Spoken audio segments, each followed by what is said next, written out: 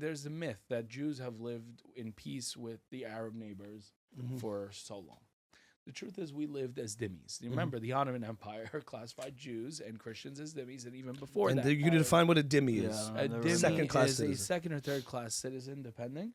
The idea, and you'll hear this at protests all the time, Khaybar, Khaybar, ya Yahud. Nobody really knows what that means. Khaybar, Khaybar, ya Yahud. Khaybar, Khaybar, ya Yahud. Khaybar? Khaybar. Khaybar. Such Khaybar. good rhythm. And I hope Khaybar, I spelled it Khaybar, right. I'm ya- Syrian. You got I'm an immigrant. Khaybar, Khaybar, ya Yahud. Please define Ya what that is. And you hear it at protests. You We're hear it skipping at ahead, protests, but I the really more Arab protests that are joining. A lot of the protests you see are just white Americans who are clueless. But the real Arab protests, you hear Khaybar, Khaybar, ya Yahud. And it kind of tells you what this whole conflict is about. Khaybar was the first battle that Muhammad entered into. The town in Medina was primarily Jewish. So when Muhammad came and attacked Khaybar, he was winning the war against the Jewish town, and he gave the Jews two options. Option number one, continue fighting with me, and if I kill you, you die. Number two, surrender. And with your surrender, there has to be conditions. One of those conditions is that you pay a tax called a jizya, that you pay, you can't practice your jizya. There were a lot of restrictions placed, but there was a promise given. Let him Muhammad. get it out, this He child. looked at me. He looked at me. Jizya. I've heard it so many times because I'm a little more educated on this subject. Dhimmis play the jizya tax. Yes. So, and there were a lot of restrictions. Well, it's interesting that surrender with conditions is something they know about. Yeah, well, that's how it all started, Interesting. And so the Jews said yes.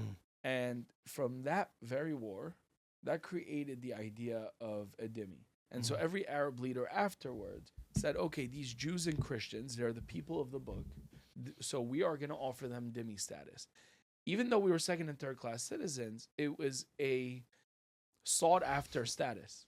Yeah, because pagans and whatever were killed. We're just killed. Right. Zoroastrians fought for centuries to Right. get into the dhimmi status. So dhimmi meant Jews and Christians because there is some People of recognition the of book. holiness, people of the book, B'nai Yisrael, whatever they Exactly. Not But- Yahud, But Batei where were Yisrael, you? whatever. Where were you? Under the Muslim. Yes, always Muslim second number class, one. and you pay a tax to be.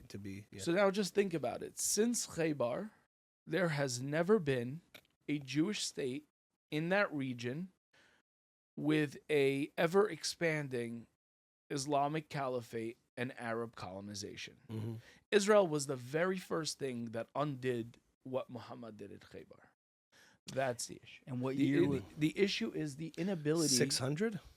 What year was Year Khaybar 600 in the around? 6th century, It was 7th one of the century. first Early. battles. This is Triple the triple digits. We're talking. This is the beginning of Islam, The Right. beginning. Okay. the Islamic conquest, and he comes across the Jews and he says, "Here's what you got to do." So basically, what you're saying is the existence of a Jewish state on what they deem as Islamic land is the offense. It's offense. Yeah, and that is what's animating all of this. Not We're not honest about it. Yeah. I mean, everybody's like, "Oh, 2 states and 15 states." It's like, guys, you're not scratching the surface of the issue. right. And our voice hasn't been heard. I'll be very honest. Yeah. The other voices of that may have not experienced as much are the ones that are being spoken to. The voices that don't offend, the voices that don't want to speak Okay. about the real facts. Just to give the audience here a little sense of where you're coming from, I want to put all this